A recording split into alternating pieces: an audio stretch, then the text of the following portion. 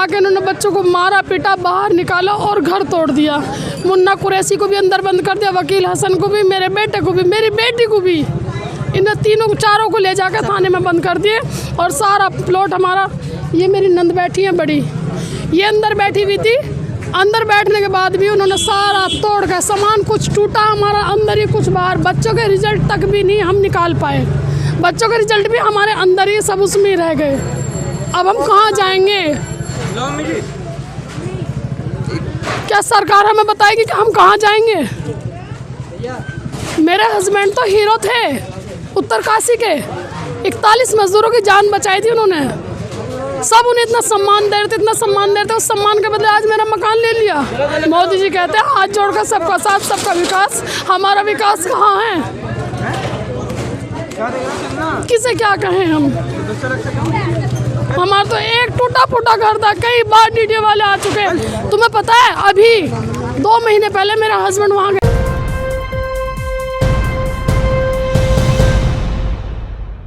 तो सुना आपने, ये उसी शख्स की पत्नी है जिसको 1 महीना पहले पूरा देश का मीडिया, सरकारें, स्टेट गवर्नमेंट हीरो बना रही थीं, जिसको अवार्ड दिए जा रहे थे और जिसको लेकर के सोशल मीडिया के साथ साथ मेनस्ट्रीम मीडिया में बकायदा 1-1 घंटे के प्रोग्राम्स चलाए गए, उनको हीरो बताया गया। लेकिन इस हीरो के घर पर बिल्डोजर चला दिया गया।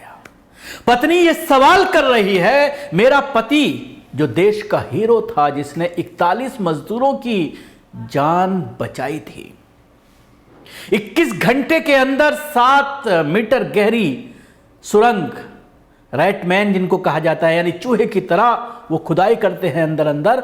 इन मजदूरों ने खुदाई की, अपनी जान जोखिम में डाल करके। सांस की दिक्कत होती है जब आदमी अंदर जाता है। और उसके बाद मजदूरों को सकुशल बाहर निकाला, पूरी तरह से वो स्वस्थ थे।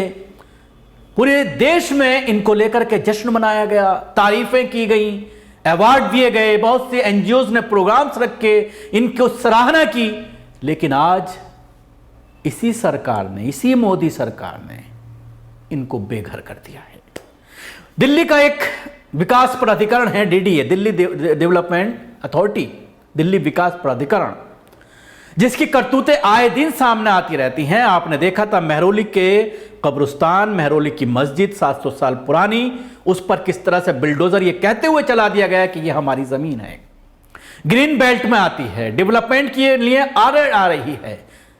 आर्कोलॉजिकल सर्वे ऑफ इंडिया में रजिस्टर्ड होने के बावजूद इस मस्जिद को साजिशन शहीद कर दिया जाता है। इसी तरह से तमाम गरीब, कुचले, दबे मजदूरों के घरों को, मुसलमानों के घरों को, दलितों के घरों पर इस तरह से बिल्डोजर चलाया जा रहा है, ये कहते हुए कि ये डीडीए की जमीन। अब सवाल ये खड़ा होता है कि 1947 के बाद, 1947 में देश आजाद हुआ और उसके कई साल बाद डीडीए का कयाम अमल में आया। डीडीए की जमीन वो कैसे हो गई जिस पर 600 साल पहले मस्जिद बनी हुई है? ये एक बड़ा सवाल है। लेकिन आप इस मामले को लेकर, इस मुद्दे को लेकर आप कोर्ट में जाइए, उल्टा कोर्ट आपको ही फटकार लगाएगा। कोर्ट ने यह कहते हुए इस याचिका को खारिज कर दिया कि इस मस्जिद में टाइल्स लगी हुई हैं। लेकिन उन्होंने ये रिकॉर्ड नहीं देखा कि ये आर्कोलॉजिकल सर्वे ऑफ इंडिया में रजिस्टर्ड है। बस इतना ही काफी था, उन्हें एक बहाना मिल गया कि इसका डेवलपमेंट का काम आपके जरिए कराया गया, टाइल्स लगाई गई। 500 साल पहले तो इस तरह की टाइल्स आती नहीं थी, इस तरह की ईंटें नहीं आती थी। ये कहते हुए उस फाइल को फेंक कर मार दिया और यह कहा गया कि दिल्ली वालों को सांस लेने दो, यानी एक मस्जिद जो है दिल्ली वालों की सांस के आड़े आ रही थी।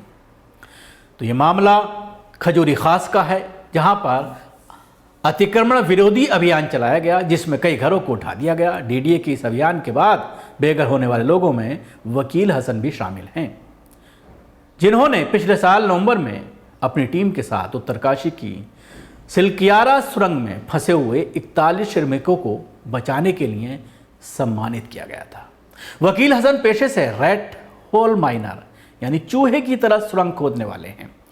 वकील हसन और अन्य निवासियों के अनुसार डीडी की ओर से उन्हें कोई पूर्व सूचना नहीं दी गई थी।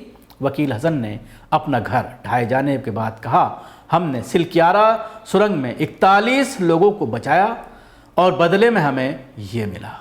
पहले मैंने अधिकारियों और सरकार से अनुरोध किया था कि ये घर हमें दे दिया जाए, लेकिन कोई फायदा नहीं हुआ। आज बिना किसी पूर्व सूचना के डीडीए की टीम ने आकर उसे गिरा दिया। हसन ने कहा कि मुझे मदद की ज़रूरत है।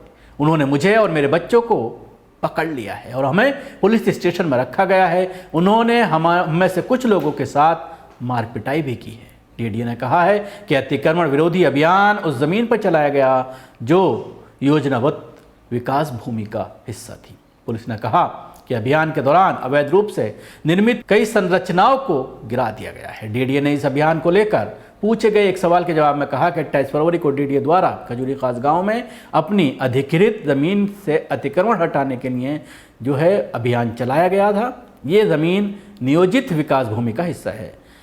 इससे पहले दिन में हसन ने क्षेत्र का एक वीडियो साझा किया था जिसमें दावा किया गया था कि जिस इमारत में वो और उनका परिवार रह रहा था उसे गिरा दिया गया है। अब सवाल ये खड़ा होता है कि एक देश का हीरो जिसको हीरो बनाया गया, अब उसको पुलिस पकड़ करके ले गई है। उसके भाई को पुलिस ने पकड़ लिया है। छोटे छोटे बच्चे हैं, बच्चों के रिज़ल्ट, बच्चों के स्कूल के कार्ड, बच्चों के स्कूल का बस्ता, किताबें, तमाम चीज़ें जो हैं वो किसी को भी निकालने की इजाज़त नहीं दी गई। अचानक बिल्डोज़र पहुंचा, पहले से कोई नोटिस नहीं दिया गया, मकान खाली करने का कोई नोटिस, सामान निकालने का कोई नोटिस नहीं दिया गया और उसको गिरा दिया गया। अब मामला आप कोर्ट में ले जाइए, कोर्ट में भी कुछ नहीं होने वाला। कोर्ट ये नहीं पूछेगी कि आखिर आपने नोटिस क्यों नहीं सर्व किया।